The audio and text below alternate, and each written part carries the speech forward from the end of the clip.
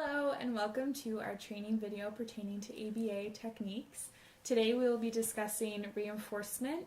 We will be examining and learning about the following: different types of reinforcers, conducting a preference assessment, factors that influence the effectiveness of reinforcement, and reinforcement schedules. Reinforcement can be defined by anything that is contingent on a behavior that increases the likelihood of that behavior reoccurring. So a reinforcer is a reward that we use to signal to a child that he or she has responded correctly and encourage the child to respond the same way again. There are endless types of reinforcers that can be used, as every child is motivated by different things and will enjoy different things, but the following are some examples. So you could use edibles, such as these pieces of cookie, or perhaps some juice, their favorite juice that they love. So you could deliver a little piece of these cookies every time that the child responds correctly. Another type of reinforcement can be toys. So perhaps the child has a favorite stuffed animal or a toy car that could be used and deliver whenever the child responds correctly.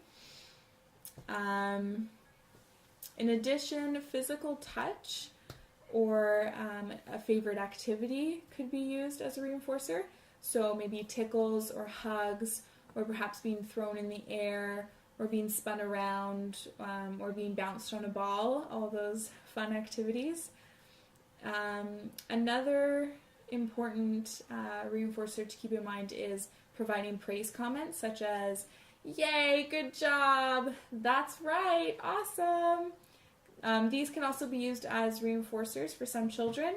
Most children with autism will be indifferent to those types of praise comments at first, but it would still be important to combine those praise statements with other forms of reinforcement, such as toys or edibles, because praise is something that is very common in today's society, so it would be important for children with autism to become familiar with receiving praise comments and learning to enjoy them. Another type of reinforcement that can be used is token systems. So you could use one similar to this. So every time that the child responds correctly, you could give them a sticker or a check mark or something and fill out these boxes. And before you would begin the learning, you would actually decide what the child will be working for that day, so what they're motivated by. So perhaps the child is really, really keen on going for a walk, so then you would say working for going on a walk, and then once all these check marks are filled out, then you would reward the child. So this teaches the child to work for short periods of time without receiving a concrete reward. Another reinforcer that can be used is YouTube videos or song clips. So these are great reinforcers. You could just play 15 seconds of a song or a video when the child exhibits a correct response, and these can be very rewarding and motivating to children. So for example, perhaps your child loves Twinkle Twinkle. So you could just play Twinkle Twinkle for a couple seconds and then go back to the learning. So in the next part of our presentation, we will be discussing how to choose an appropriate reinforcer by conducting a preference assessment. Thank you.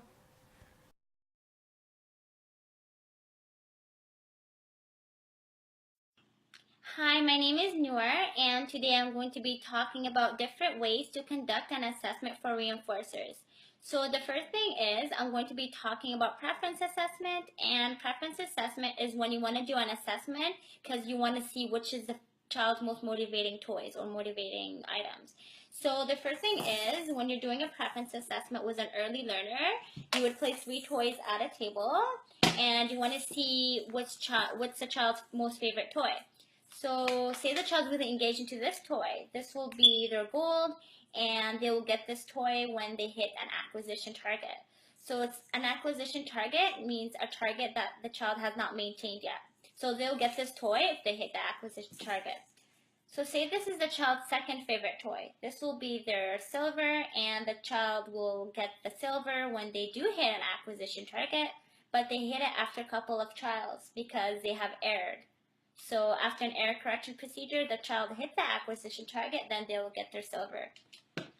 So say the child hits a maintenance target, then they'll get the least favorite reinforcer. So when you're doing a preference assessment with intermediate to advanced learners, you would ask the child, what would you like to work for? Do you want to work for tokens? The child might say, yeah, I want to work for tokens, or I would want to work for stickers. Another assessment I'm going to be talking about is caregiver assessment. So caregiver assessment is when you ask the child's caregiver, what are the child's most motivating factors? What's the child most motivated in? What's the child's most favorite tangible item, toys? What's the child's most favorite edibles? So does the child really like cookies? Does the child like ice cream? So the instructor therapist would ask the caregiver, what's the child's most motivating factors? Lastly, I'm going to be talking about direct assessment. So this is when you have a free range of direct assessments of reinforcers, and you would have the child would have access to all of these reinforcers, and you would just collect data and to see which one's the child's favorite reinforcer.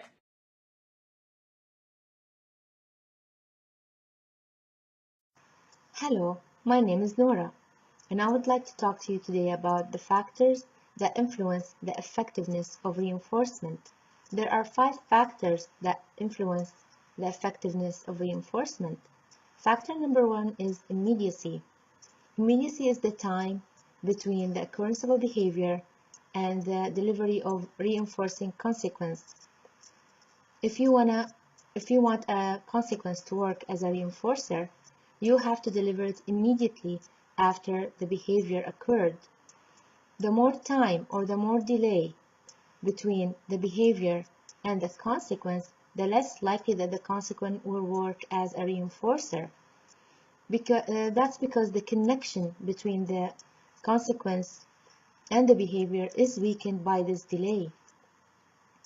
The reinforcer should be delivered immediately after the behavior, which is within 0 to 2 seconds. The second factor that would influence the effectiveness of reinforcement is contingency. When a behavior is constantly followed immediately by a consequence, this consequence becomes a reinforcer. When a behavior produces this consequence, then the same behavior, when it doesn't occur, this consequence doesn't occur, this is when contingency is established. The third factor that influences the effectiveness of reinforcement is motivating operations, or what we call MOs. MOs are events or antecedents that would make the consequence less or more effective. For events that make reinforcement more effective, we call it establishing operations. For events that make reinforcement less effective, we call it abolishing operations. An example of establishing operations would be a person who just had a bag of salty chips. Water would be more reinforcing than a person who just had a few cups of water and didn't eat something salty. And for this person, the behavior of getting water is more likely to occur. An example of abolishing operations would be a person who just had a big meal. Then food is not reinforcing at that moment, and a behavior of getting food will less likely to happen. The fourth factor that would influence the reinforcement or the effectiveness of reinforcement is individual differences. Individual differences means that everyone has a different or something different that he likes. For example, not all children like stickers. So if you offer a sticker to a child who doesn't like stickers and you say, finish your job and I'll give you a sticker, this is not rewarding, and most likely he won't finish it and he won't respond to the instruction. where if he likes candy and you say, finish your job or finish this task and I'll give you a candy, he will definitely work for the candy because it's more reinforcing and because it's valuable to him. And that's why we do a preference assessment before we start the intervention plan, so we would know what reinforcers to include in the plan. The fifth factor that would influence the effectiveness of the reinforcement is magnitude. This is the amount of reinforcement. Generally speaking, the more intense the reinforcement is, the more effective it is. An example of that is a person who would work more and longer hours for a large amount of money than less amount of money. That's it, and thank you for listening.